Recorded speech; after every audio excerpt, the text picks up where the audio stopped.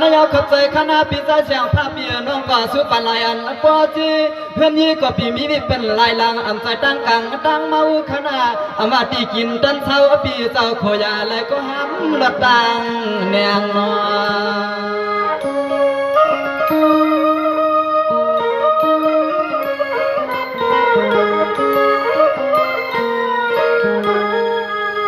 นายเตมันตีฐานะฐานุจำกูตีนวันปีเฮาแค่ปอเลยขุดว่ากุมเสีย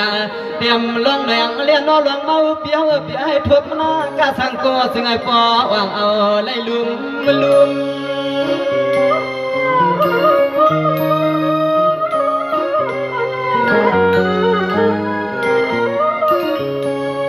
นายปีจะเสียงพายนอคมกะกะตังตังเนกะเลียตังสามเปลืองคำเขานำเบอจึงก็อามาให้มีหลวงตังก็เป็นปีเฮาลานให้เลียดกสุ่ม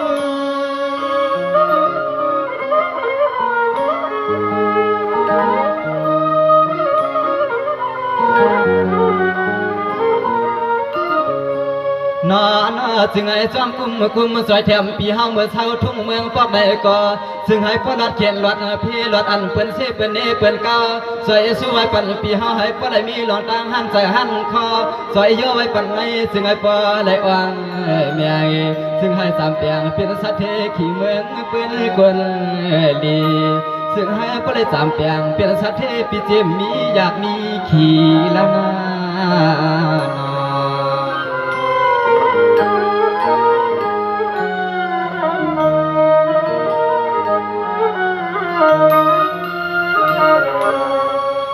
นายขนขอบใจจมเหลืออะไรคือป้าเมียเท่าเฮาเขาขยอเอาเสียงเงินหลีวางดำคำนี้มาปั่นนอเมื่อได้จะว่าให้อันมีกรรมมีขันดังนั้นเมียกินข้าวกินพัดก็จึงไอ้ปอออกใจวานนอ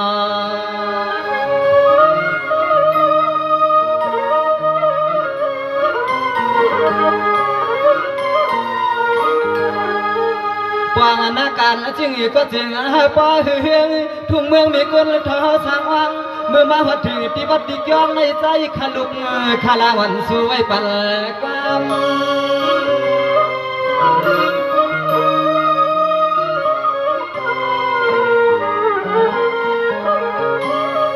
นายเมทาวสาวมาก็เลยก็หันอยู่มนอยู่สายกะอัมทุกพวกหมอกมาก็เลยตันหมากพวกหมากผู้เลยตันต้นสามมวนเชื่อสากูเขา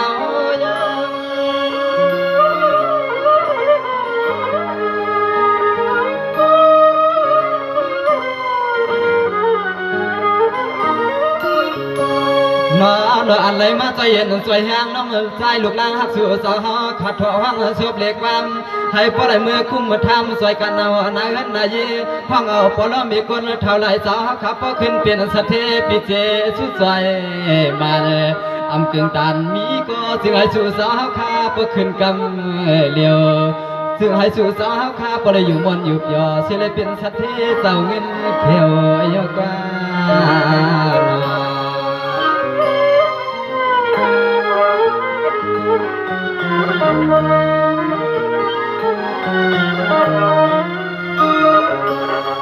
สวรรค์ยังมีเท่านาขลุสุปันกำเดียวหันพอมีเงินมีคำมีสินมีธรรมนำคณะพังเมื่ออันเสจำกันลีพลาตาลาเมื่อพังอันสุปันใจมาในจึงจอมคุ้มจอมสอเจียมลูกล้อลานวิคณ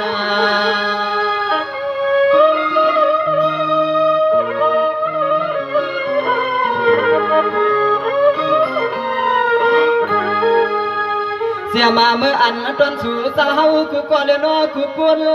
เสือให้ตัวเล็กใจเล็กซื้อมวนวนกูขี้กูในให้เหมือนเขากำลูกใจหักดังปลมีสู่ผัดเสกรรมคณะเสกรรม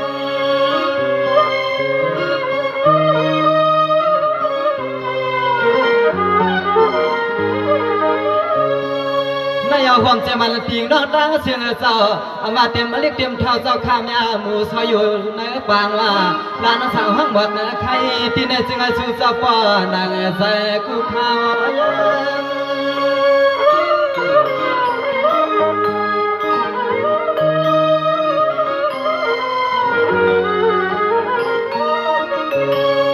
น มาดอกกำลูกใจฮักสู่สาวขายนอซื้อพี่ซื้อน้องมา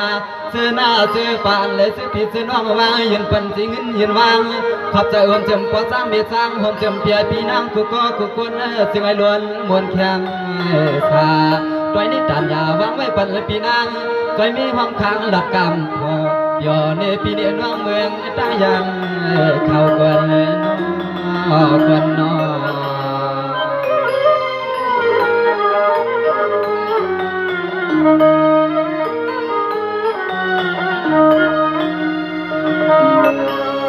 ฮัลโหลอีกำวันตอนพักมักแดงปีกน้องเฮาเมื่อเช้าที่เลยก็น้อยกันเย็นรถตังเป็นหม้อไม่ปูวาย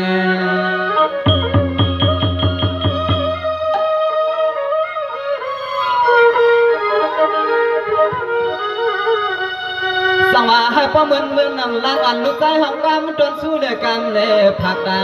ย้อนวิปันปลอมีกุลเท่าเฮาขาลายกุลขอบใจยินส้มเย็นน้ำพัก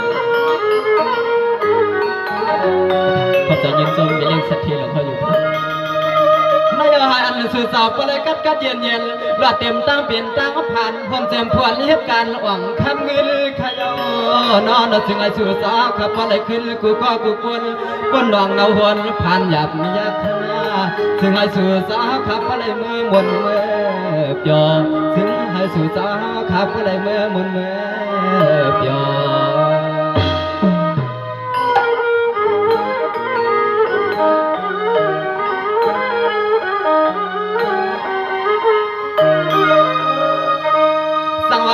เจ้ามันปีน้องเจ้า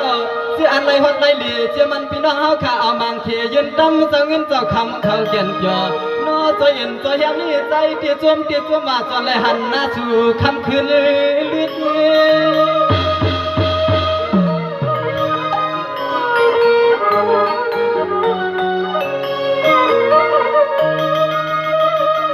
นายเอาคำในปีก่อสู้ปันคำเก่าพังเอาเงินหลีวางปันพังอันขิงนายมืดกันนอพังมือลิกเตียงจวนย่ามันกวนเราลีถูกหน้า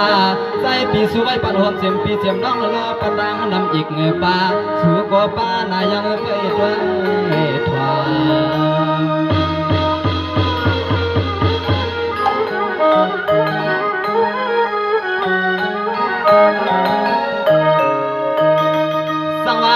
สู้ผักหมากเมียงไว้ปั่นกูกำผมป้ากูก็กูกวนย้อนน่าเจ็มก็มีดอกหามนี่อยู่ทวามเจ็มก็ห้ามรถป้าก่อนวันความหอมคำกบคืน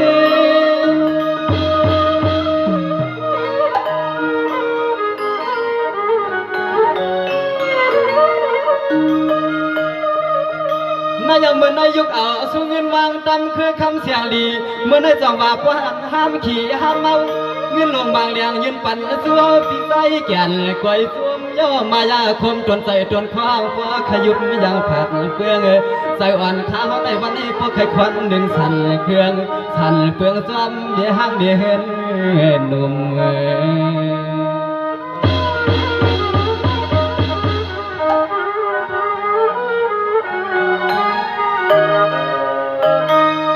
สังวานนายก็เปิดว่าปีญาเกียนยาพอมาเสียงอ่อนน้อยกูก็กูคนนอนหาเลี้ยงตั้งลูกลังไกวเกียนกุมคำน้องหือยบยอมเป็นลาย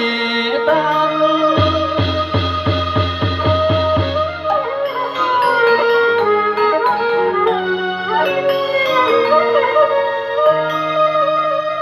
นายปีเดียวสู้ปันสองนางคำข้างเมื่อไก่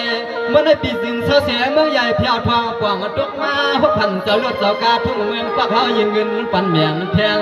อารมณ์คำอ่อนเล็กขึ้นในยาเปียตั้งเฮือนนเดือดตังหายหาแหงช่วยเมียงแพงน้อตาสู่ใจแหงผากเนื้อช่วยเมียงแพงตื้อตาสู่ใจแหงผากเนื้อ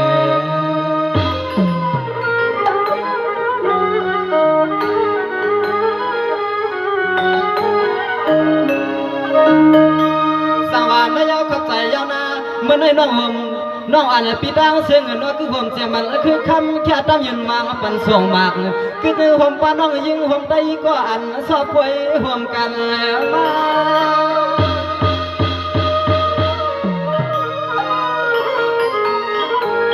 น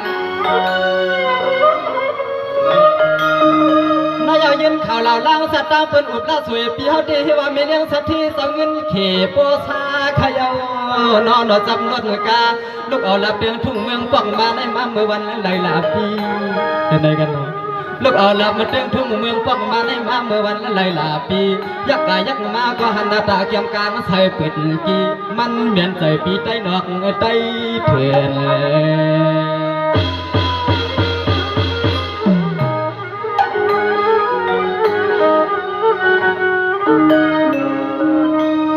สังวานยังเงินอ่อนบางใหม่รับเดือทุ่งเมืองเปิ้นผักตอนวันปีเฮาได้คำอ่อนเล็กขึ้นในใจปีพวกไข่จุกเหมือนเมียวในคำปีนอของตอนเฮาปียามยิบมาด้วย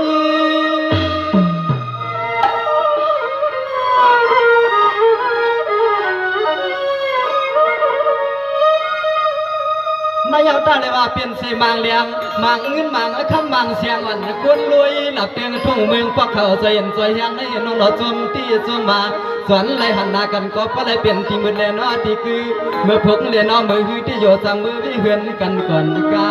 เมื่อเหลียจูวงสุข้าวที่ลักสวยข้าวที่ดังหือไปว่าสวนไรหันหน้ากันเละที่มืดที่คือก็จมเปียสวนไรหันหน้ากันเย้าสิเละที่มืดที่คือก็จมเปีย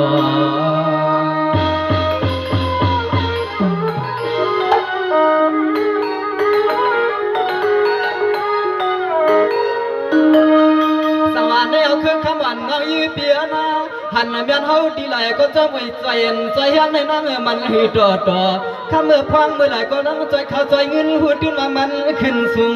งมา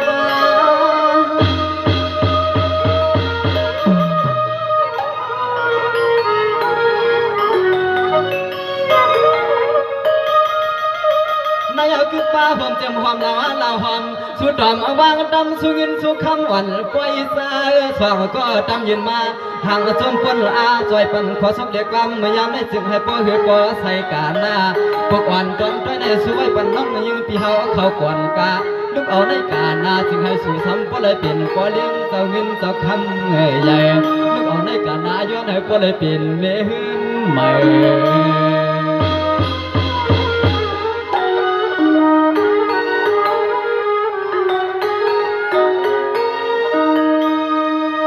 นายเอาต้นตาพาวันต้นต้อยพี่พลอยรัดตันน้องสองก็พี่คือคมป้าพี่ล้นนางเฮากระตังน้ำมือใหญ่อะไรจักไปใหม่ไปดองเขาลองพี่นางก็มีแทงนำมาเกลือ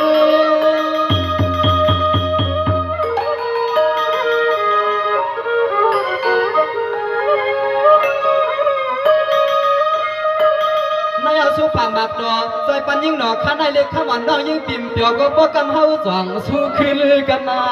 เลือนน้องเสาหลับเตียงทุ่งเมืองป้อเกิดปีถึงหายป้อไหลมีพี่กลางไม้ถอมมาเถอะน้องยิ่งน้องใจถึงหายป้อไหลเมื่อเขาสังเขาปองลองตั้งจริงก็น้องให้ป้อละตังไหลหลานกัดเหมือนขอกรรมก็เปลี่ยนปีสู้หลัดถึงให้มีคำเงินเลย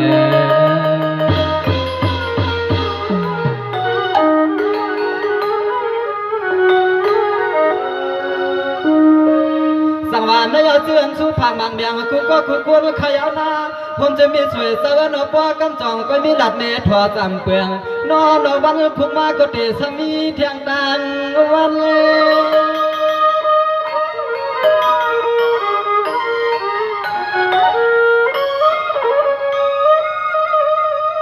นายกวนลัดนำก็กวนคำใจพี่น้องเฮาเขาก็หลูกวนด้วยอรวยขยินความเสียงข้างนอเจอพี่นางสร้างเตียงทุ่งเมืองลันช่องไปเอาขอความสุดรองไว้ปันน้องยิงน้องใจพี่ไอพี่นางเข้าไม่เทียงพวกอ่อนตอนที่ในออล่าสวยน้องใจขายยอดเลยกินน้ำหลองกวนคอเลยตังขายหาเฮียงก็เย้าพวกกันจองไปสู้เทียงปันจะสู่เจ้าสู้แม่